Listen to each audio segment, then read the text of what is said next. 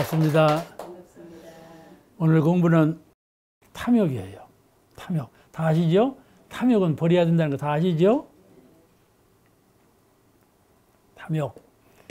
본문에 탐욕이라 하면 모든 일을 상도에 벗어나서 과히 취함을 이름이니라. 이 천지 만물은 곡물이죠. 공변된 물건이요. 먼지 하나도 큰 하늘도 다 곡물이요. 누구 어느 한편에 소속된 것이 아니에요. 그런데 사람은 출생부터 빈부귀천 틀 속에 딱 나. 그죠? 출생 때부터 가난한 사람 아들, 귀한 사람 아들, 이렇게 딱 틀이 짜여져. 옛날에는 아주 그 틀 속에서 헤맸지 않아요? 지금 그렇지 않지만은. 그 중에도 총명하고 근면하면 부귀로 변해.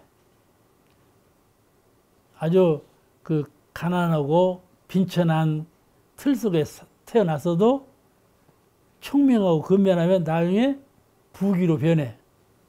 그런데 그 중에도 무둔하고 나태하면 부귀 자리에 있다가도 빈천으로 변해.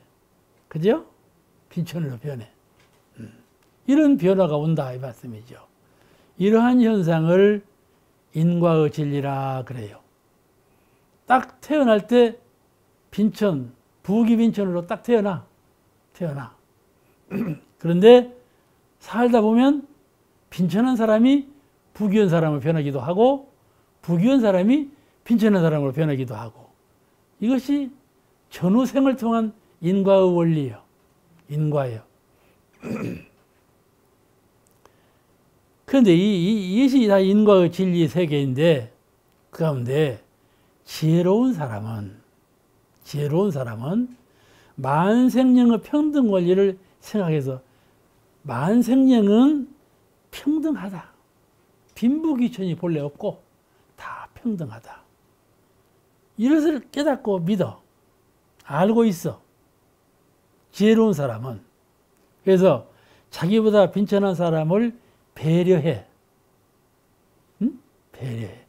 인과의 원리가 나도 빈천할 수 있다.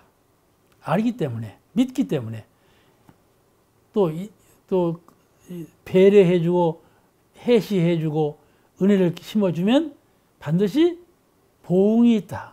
이 인과의 원리를 믿기 때문에, 지혜로운 사람은 믿기 때문에 빈천한 사람을 배려하고 해시해. 그걸 자비라고 생각을 해요. 자비. 탐욕하고 정반대되는 자비. 지혜로운 사람을 자비롭게 살아. 절대로 각박하고 삭막하지 않아. 항상 덕이 풍요롭고 너그럽고 널리 살필 줄 아는 그런 덕망으로 살지, 각박하게 살지 않아. 그 자비지요. 이런 자비의 반대가 바로 탐욕이에요. 그런데 탐욕은 어쩌냐? 어리석은 사람이에요. 어리석은 사람이 탐욕을 내는 건데, 어리석은 사람은 이것이 나에게 하늘이 주신 분복이다. 응? 태어날 때 빈복이죠. 이것이 나의 하늘이 주신 빈곤이고, 이것이 나에게 하늘이 주신 부유함이다.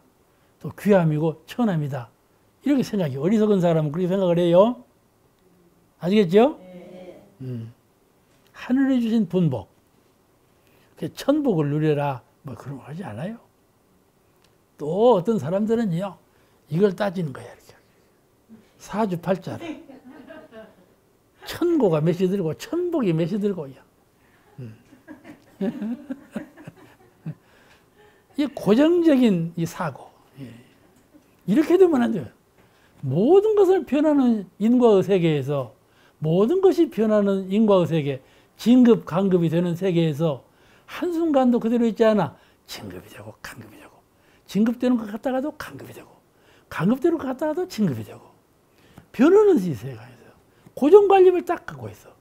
그러면 안 되는 것이죠. 이것을 어리석은 사람이라 그래요. 탐욕을 갖고 있는 사람이 이 어리석은 생각을 해요. 탐욕을 갖고 있는 사람이.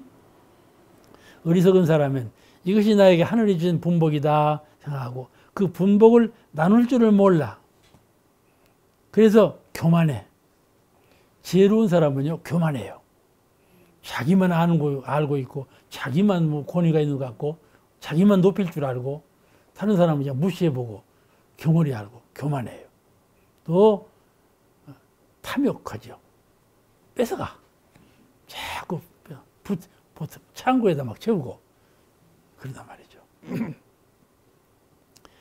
그런데, 이렇게 그 공인의 입장에서 곡물인가, 천지 만물이 다 곡물이다.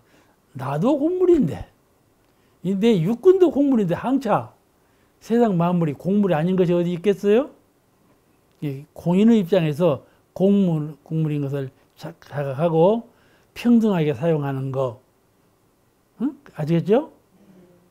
마음이 평등하다. 너하고 나하고는 빈부귀 천이 없다. 평등하다. 이것이 깨달은 마음이고 지혜로운 마음인데 이런 입장에서 모든 만물을 나와 만물을 잘 사용하는 것. 잘 사용하는 것. 이것을 상도라 그래요. 상도. 항상 도에 입각해서 운행한다.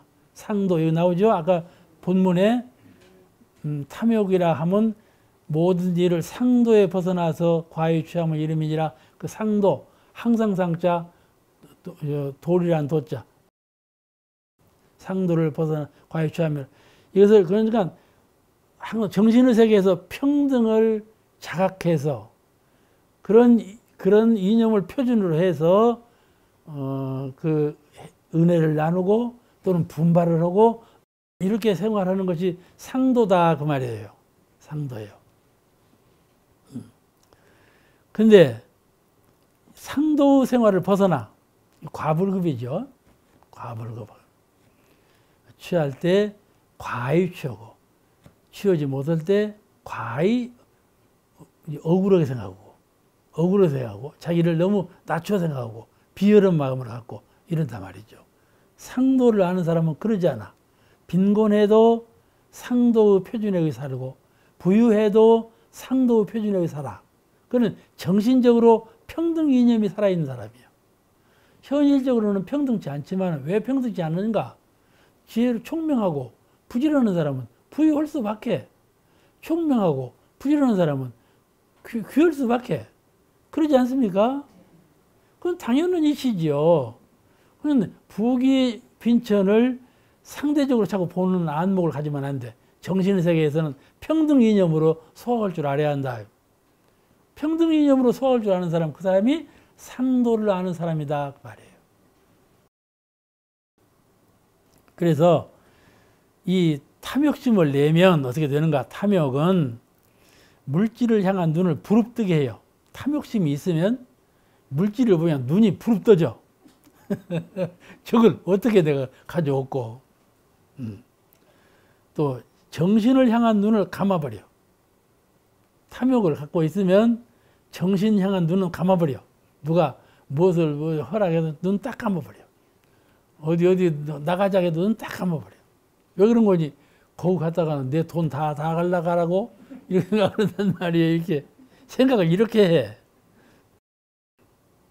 그래가지고 물질의 속박과 죄고의 세계로 자꾸 몰입해 들어가. 물질의 테두리 안에 꽉 묶여. 죄인이죠. 하고 죄고의 세계로, 고통의 세계로 몰입하게 되는 것이죠. 또 탐욕은 자기중심에 빠져서, 자기중심에 빠져요. 모든 사고를, 생각을 빠져서 이기심의 노예가 돼요. 자꾸 이기적으로만 생각하는 것을, 아까는 물질을 내 것으로 가져오려고만 하고, 이번에는 생각하는 걸 이기적으로 자기 주의 주장대로만 자꾸 끌어당겨. 그러니까 남을 무시해보고 억누르려고 그러고 자기 주장만 내세우려고 그러지요. 그래서 자기 중심에 빠져서 이기심의 노예가 돼요. 이기주의자. 그죠? 이게 사람 대충 대보면요. 이기주의자는 선명해요. 딱 드러나요. 아, 저는 이기주의자다. 이렇게 평가를 받아요. 그런데 이기주의자는 대중을 속이고 손해를 끼치죠.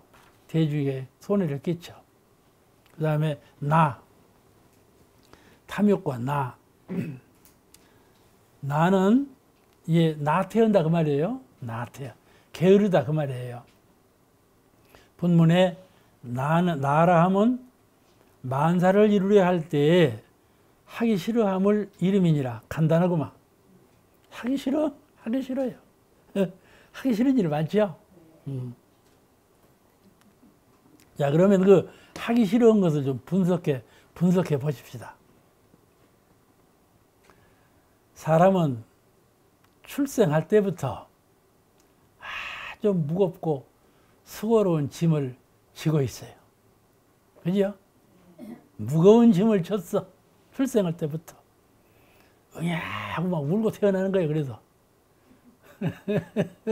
무겁고 수고로움을 지고 나오니까 얼마나 울겠어요. 슬픈 일이죠. 근데 사람들은요, 이야, 출생했다고 환희로 막 축하하고, 그럼 울으면 한번 크게 울어서 큰 장군 되겠다고 막 박수를 치고 그러잖아요. 출생을 환희로 하는 거예요. 두 가지 견해죠. 두 가지 견해에 빠지면 안 돼. 다 말은 맞은 말이거든요. 다 맞은 말이요. 그 무거운 짐을 지고 수고로운 세상에 태어난 것만 아니잖아요. 아주 환희롭고 발전적이고 진급할 수 있는 세상에 태어난 것이 얼마나 행복합니까? 이렇게 다양한 면으로 보면 축복받을 일이고 불행한 면으로 보면 고통스러운 일이란 말이에요. 그런데 나 입장에서 볼 때, 나의 입장에서 보는 말이에요. 게으름 입장에서 볼 때 사람은 태어날 때부터 무겁고 수고로운 짐을 지고 태어났다 그 말이에요. 또 하나는 무겁고 말하면 일하는 짐이요. 일하는 짐. 둘은 무슨 짐이겠어요? 공부하는 짐이요. 아시겠죠? 공부하는 것도 큰 짐이 돼요. 무슨 사람이 그러냐? 게으른 사람은 공부하는 것도 큰 짐이고 일하는 것도 큰 짐이고 둘 다 짐이에요. 그 사람은 본능적으로 놀기를 좋아해요. 놀기를 좋아해요. 놀자 하면 야 그러자. 방학만 돼야 봐봐. 방학은 다음에 그냥 놀자.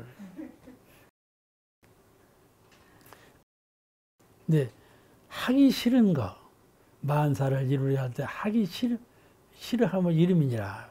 하기 싫은 거. 그 세 가지 이유가 있어. 하기 싫은 데에는 세 가지 이유가 있어.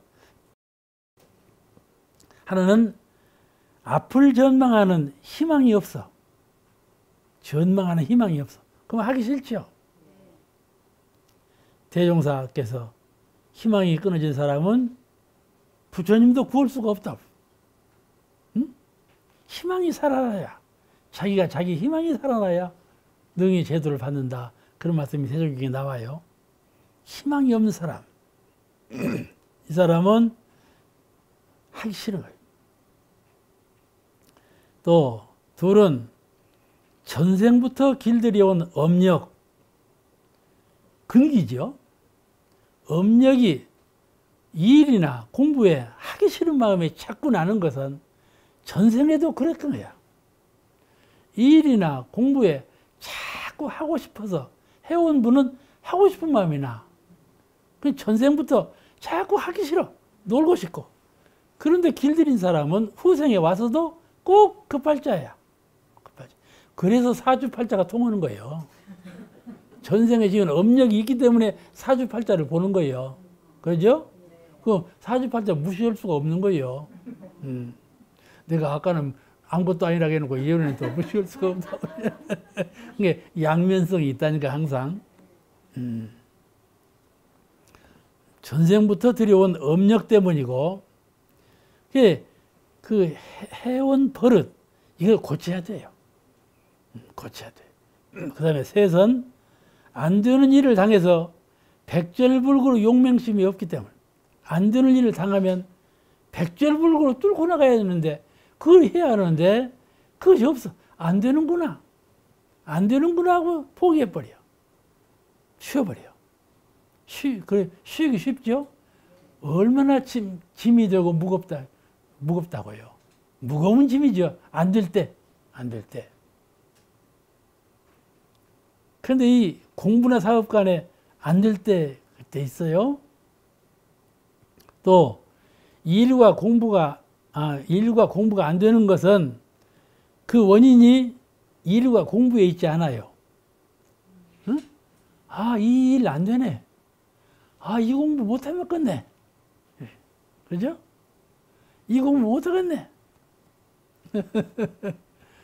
원불교에 오면은 좌선만 하느라게도 원불교 점수 주는 것 같다고 그런 속 빠진 말을 할 수가 있거든. 근데 좌선 안 해가지고 어떻게 점수신을 해요? 에? 그러지 않겠어요? 정신수양 공부를 등한히 하고 어떻게 다른 사리 연마를 하고 작업지사를 합니까? 그런 거거든요. 그러니까 이 나태하다는 것은 그러한 이유들이 다 있어서 하기 싫은 마음이 나는 거예요. 그러니까 극복해야 되겠죠? 나태하면 안 된다 이 말이죠. 본문에 우라 하면 대소유무와 시비애를 전혀 알지 못하고 자행자지함을 이름이니라. 대소유무는 다 아시죠? 우주만유 이치죠? 시비애는 인간사의 이치죠? 그 이치를 알지 못해. 그런 건 우지요. 어리석은 사람은 당연히 알지 못하지 않겠어요? 그래서 사리간에 어두워. 무엇을 분별할 줄을 몰라. 어리석은 사람이죠. 어리석은 우. 대임사님은 항상 지혜로운 사람과 어리석은 사람은 두 방향에서 대종경 설법을 하셨어요. 어리석은 사람이 되지 말라 그 뜻이죠. 설사 사리에 안다 할지라도 사리에 어두운 사람이 우고 설사 사리에 안다 할지라도 욕심에 탁 가리우는 거야. 이기적인 욕심이 탁 가리워. 내 가족 내가 책임져야 될 텐데, 내 건강 내가 책임져야 될 텐데, 내 일 내가 맡아 해야 될 텐데, 그래가지고 욕심이 나가지고 그 욕심이 딱 가려. 그러면 정신이 흔들리죠. 흔들리면 어두워지죠. 아시죠? 정신이 흔들리면 정신이 어두워지는 거예요. 맑은 물도 말이죠. 흔들어 봐요. 막 흔들면 탁해져요. 맑은 물도 탁해져. 흔들리면 어두워지는 거거든요. 어두워지는 거. 이것이 우지요. 어리석지 말아라. 어리석지 말아야 돼요. 그럼 어떻게 해야 합니까? 수양, 연구, 취사. 이 세 가지 사막 공부를 잘 수행해야 어리석어지지 않아요. 근데 사리를 아는 사람도 욕심에 가리우면 무리로 살지요. 이치가 없어. 사리가 없어져. 그래가지고 법고마고가 돼요. 법도 성장하고 마도 성장해갖고 법도 아이고 저 양반 훌륭한 사람이네. 마도 마도 많은 사람이구만 이렇게 한단 말이죠. 이걸 딱 가리를 놔서 법고마고가 안 되도록 노력을 잘 해야죠. 한 공간에 두 물건 둘 수 없어요. 그와 같이 내 영성의 한 바탕에, 정신 바탕에 두 생각 둘 수가 없어요. 이걸 잘 알아야 돼요. 생각은 자유로워서 이것도 생각하고 이것도 생각하고 이렇게 생각할 수가 있어요. 이것이 큰 마장이에요. 정신이라는 것은 한 공간에 물질을 두 물건 둘 수 없는 것처럼 정신도 두 생각을 둘 수가 없어요. 이 생각이 들어오면 이 생각을 쫓겨나가는 거예요. 아시겠죠? 이 생각을 챙기면 이 생각은 나가는 거고 한 생각으로 나가야 한다 말씀이죠. 이것이 어리석지 않은 사람이에요. 어리석은 사람은 객심이 들어와서 추심을 몰아내버려. 오늘 여기서 마치겠습니다. 감사합니다. 감사합니다.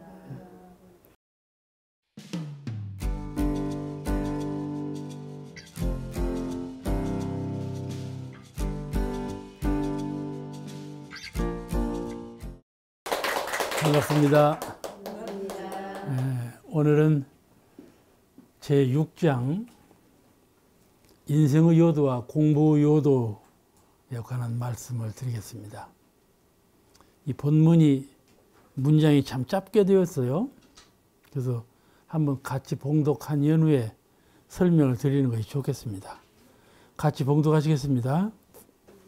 제6장 인생의 요도와 공부 요도. 사은사요는 인생의 요도요, 사막팔조는 공부 요도인 바, 인생의 요도는 공부 요도가 아니면 사람이 능히 그 길을 밟지 못할 것이요, 공부 요도는 인생의 요도가 아니면 사람이 능히 그 공부한 효력을 다 발휘하지 못할지라.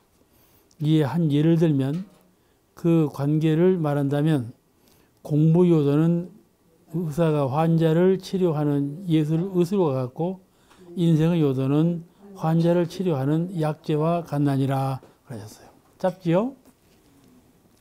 이 짧은 본문이 한 장으로 편성되어 있거든요.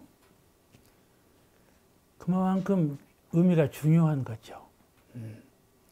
그 문장 내용도 아주 평이하고 간명한 말씀으로 이루어졌지만은 의미상으로 매우 중요합니다. 이 교전의 앞에는 개교 동기 또 교법의 총설, 그래서 당신께서 원불교를 창교하시고 이런 그 새로운 혁신적인 교의를 발표하는 뜻은 이러이러한 뜻에 의해서 원불교를 창교하게 되었다.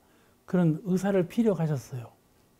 그리고 이제 이거는 지금 우리가 지금 배우고 있는 인생의 요도하고 다음에 나오는 4대 강령하고는 지금까지 이론상에 대해서 또 사은에 대해서 수행에 대해서 진리와 신앙과 수행 이 삼합의 원리를 다 계속적으로 공부했잖아요.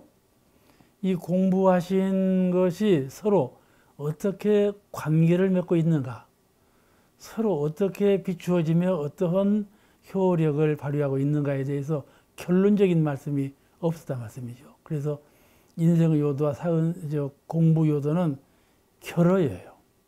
지금까지 배워온 모든 교법을 어떠한 연관성을 갖게 되고 이 연관성으로 인해서 어떠한 실효를 나타나게 되었는가 하는 의미를 그대로 반영한 것이 인생의 요도, 공부 요도이고 또 다음에 나오는 그 4대 강령의 뜻이에요. 중요하죠?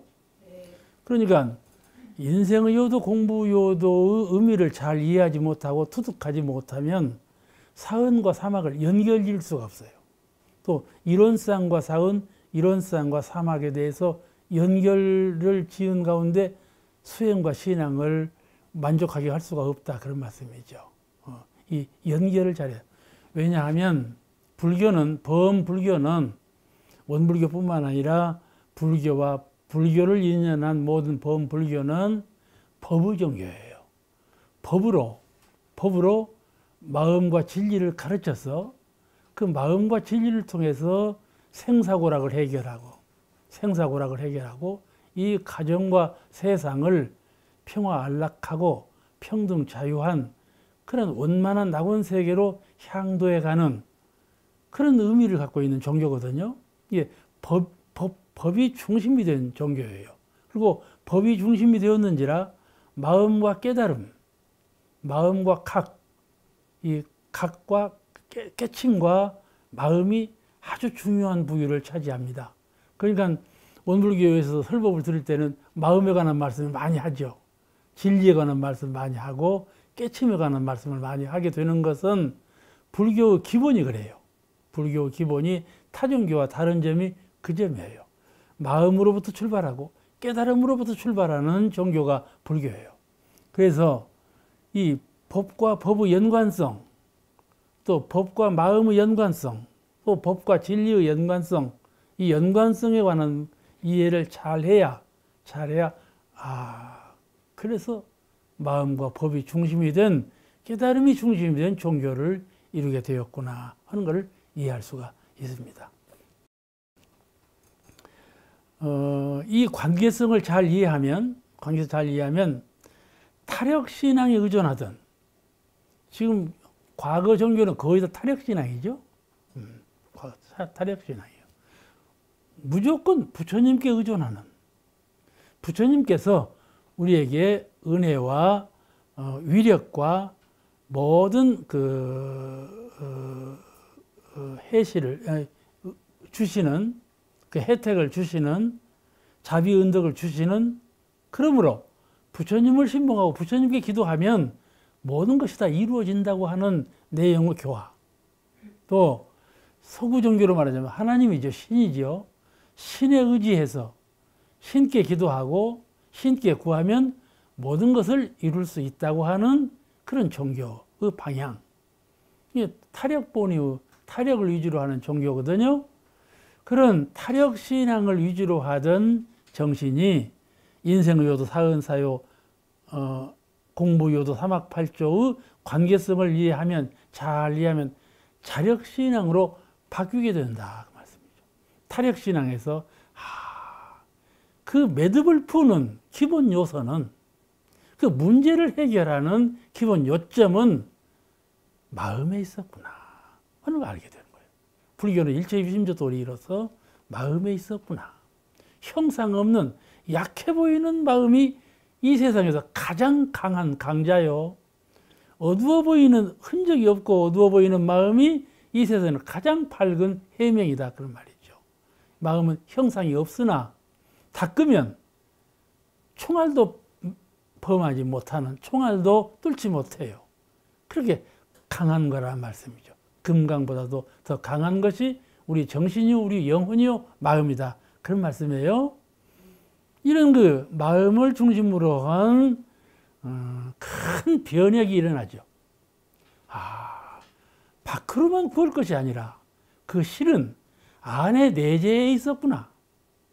안에 모든 것이 다 갈라져 있었구나 하는 것을 새롭게 깨닫고 자성불신앙, 마음 부처님을 신봉하게 된다. 그런데 또 반대로 타력에 대해서는 별로 관심이 없어. 수년이 수양을 통해서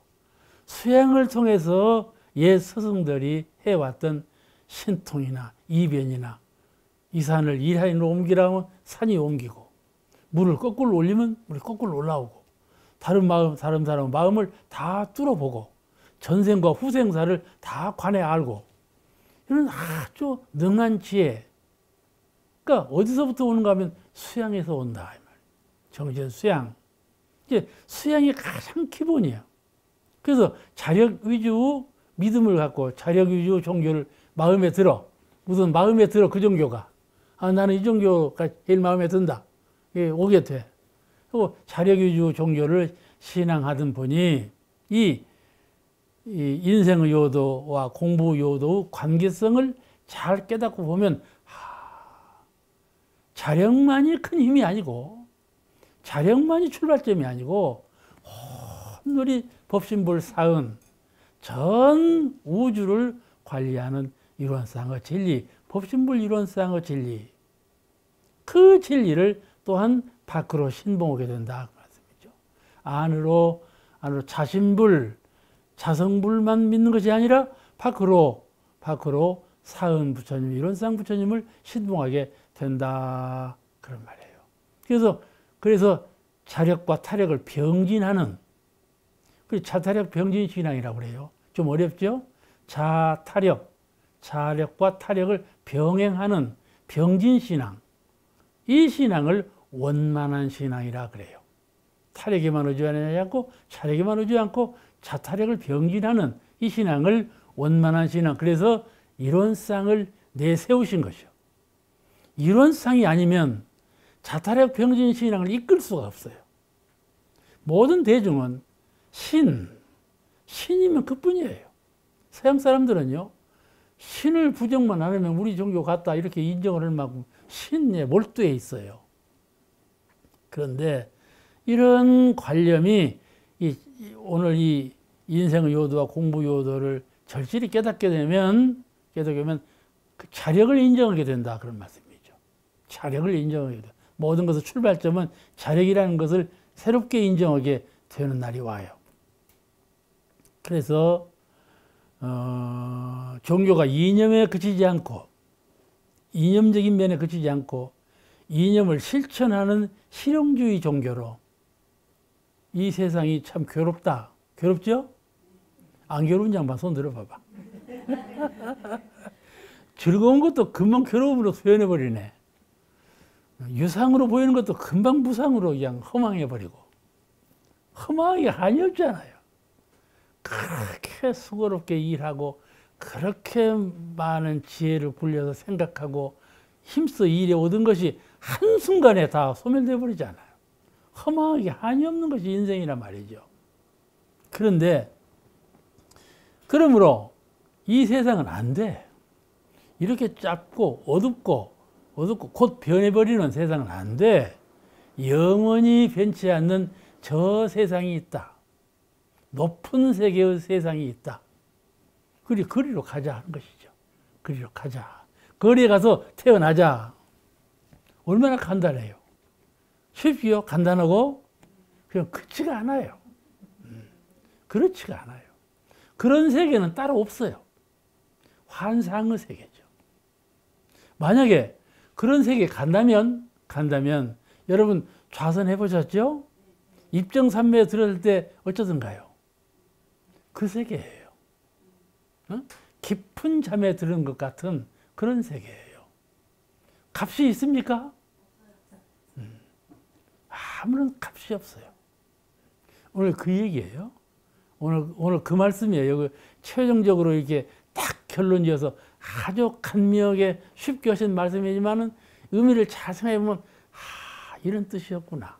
이래서 과거 서가모니 부처 중에서 마음을 중심으로 한, 진리를 중심으로 한 종교를 내시고 우리 대종사님께서 시대화 대중화 다 시켜가지고 오늘날의 새 종교를 이루시게 되셨구나 하는 의미를 알게 돼요.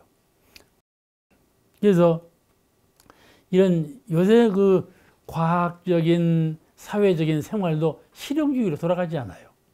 실용주의로 다 돌아가지 않아요? 그것이 종교라는 거는요, 잘 생각해보면 과거 세상, 현재 세상, 미래 세상을 따져볼 때 과거 종교는 미래지향주의예요. 미래지향주의로. 근데 사실 진정한 종교 의미는요, 현재예요. 이 찰나간에, 이 찰나에 내가 어떠한 마음을 갖고 어떠한 신법으로 이 세상을 개벽하느냐, 내가 어떠한 마음을 갖고 내 마음을 잘 수호하느냐 하는 문제예요. 아시겠죠? 바람이 세고 풍파가 셀 때는 우선 자기를 수호해야 되지 않습니까?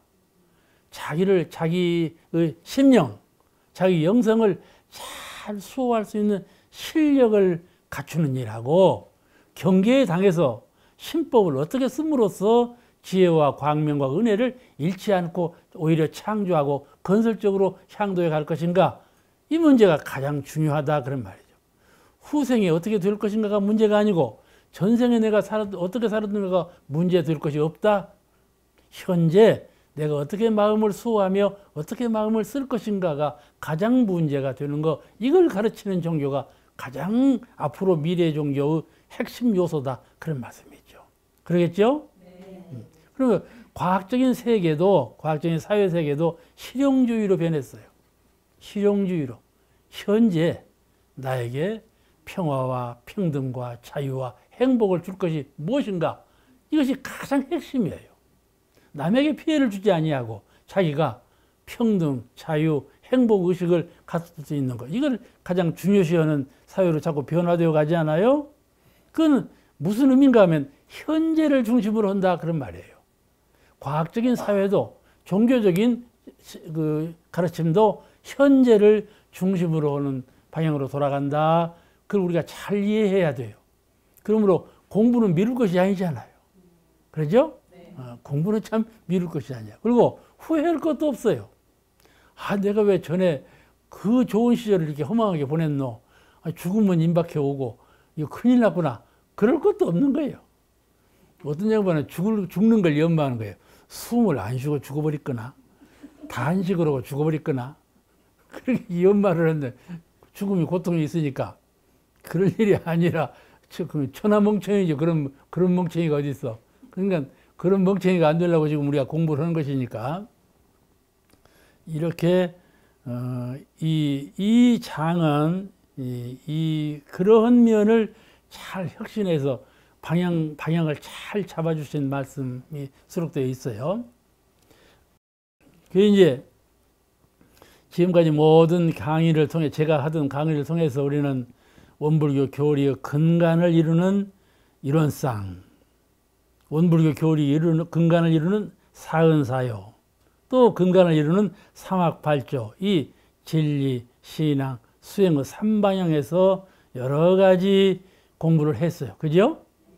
그런데 이 3방향의 여러 가지 교리를 정전해서 교의편, 우리 처음에 시작할 때 교의편이었죠? 교의편, 수행편 나누는데 교의편에 이 세 방향의 교법이 다 수록되어 있어요. 그런데 오늘 공부하는 제6장 인생의 요도와 공부 요도는 또 앞으로 내일 다음 시간에 공부할 제7장 4대 강령은 교의편 맨 끝에 나오는 결론과 같은 교리예요. 이제 대종사 열반 전에는 이 4대 강령이 사실은 교전 제일 앞에 있었어요. 앞에 있었어요. 근데 나중에 편수하면서 그럴 일이 아니다. 4대 강령은 뒤로, 결론적으로 뒤로 내는 것이 좋고, 왜 뒤로 내는 것이 좋은가? 앞에는 교법의 총설이 있어요. 교법의 총설. 교법의 총설은 누가 읽어도 알아들을 만한 게 쉽게 되어 있어요. 근데 4대 강령은 처음에 이 4대 강령을 보면 뭔 소리인 줄 알아들을 수가 없어. 알아들을 수가 없어.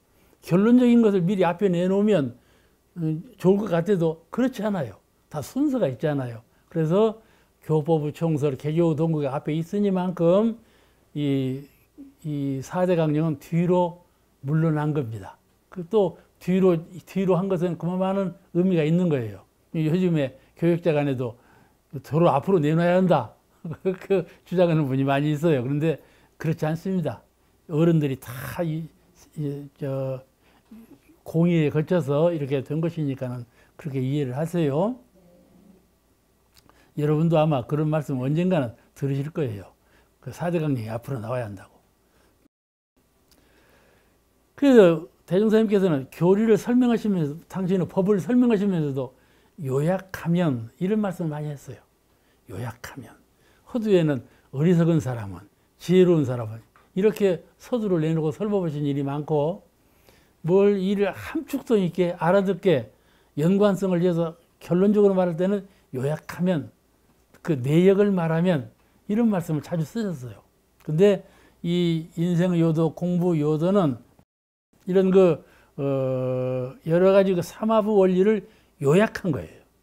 요약하면 이런 뜻이다. 그런 것이죠.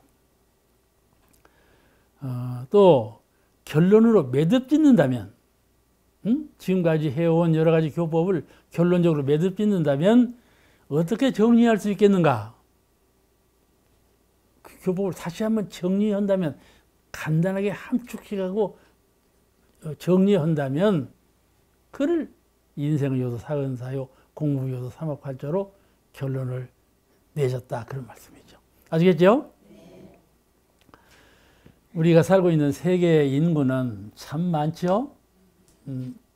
2015년, 작년, 현재로 73억이래요. 얼마나 많아요? 참 많은 인구예요. 73억. 그런데 2050년에 가면은 100억이 된대요. 또 2050년뿐만 아니라 더 오래 가면 더 많이 불어난대요. 그러니까 우리는 한국은 아들 안 낳죠, 지금. 딸도 안 낳고. 이런 실세인데 아프리카나 남아메리카나 이런 데서는, 인도나 이런 데서는 자꾸 생산을 많이 해가지고 자꾸 인구가 불어나고만 있어. 이것도 참 큰 문제죠. 옛날에는 한국도 자꾸 불어나기만 했어요. 그러다가 이제 정신 차리하고 정합호 이제 적정선에 이르렀는데 또 정신 못 차리고 이제 또 얘기를 안 나, 이제. 이게 정신 못 차린 일이에요, 이게. 애기 안 낳고 살자 하는 것도. 인도 정의에 위반하는 일이요. 그러잖아요. 자기는 낳아서 살면서 자기는 생산 안 하면 저는 정남이니까 이런 말 돌릴 권리도 없지만 그렇잖아요. 세상의 운세가 자꾸 인구가 자꾸 비대해져 가는 세에 있어요. 그런데 이러한 모든 사람을 둘로 나눠봐. 둘로 뭘로 나눌까요? 남녀로 나눌까요? 뭘로 나눌까요? 흑인, 백인으로 나눌까? 뭘로 나눌까? 여러 가지 나눔이 있을 거예요. 이 많은 인류를 나눈다면 여러 가지 나눔이 있을 거예요. 근데 만약에 누가 나보고 한번 나눠보라 한다면 이렇게 나누려고 그래요. 하나는 사물에 밝아서 인류가 생활과 사업을 잘하는 사람. 사물에 밝아. 그 일도 잘하고 생활도 잘해. 가정생활도 잘하고 사업을 경영해서 사업도 잘해. 이러는 사람. 그런 사람 있죠? 사업 잘하는 사람 참 잘해. 그러면 두 번째 사람은 이치에 밝아서, 사물에 밝은 사람은 그걸 반대예요. 이치에 밝아서 공부와 도의와 인격을 잘 갖춘 사람. 그죠? 이런 사람이 또 있어. 세 번째는 이 사물대도 밝고 이치에도 밝아서 원만하게 겸비한 사람. 이게죠? 우리는 어디에 소관되어 가요? 3번에 겸비해야 되겠죠? 그게 이론주의예요. 그래서 우리는 인생과 공부를 둘로 나누는 사람이 되지 말아야 되겠죠? 이거요.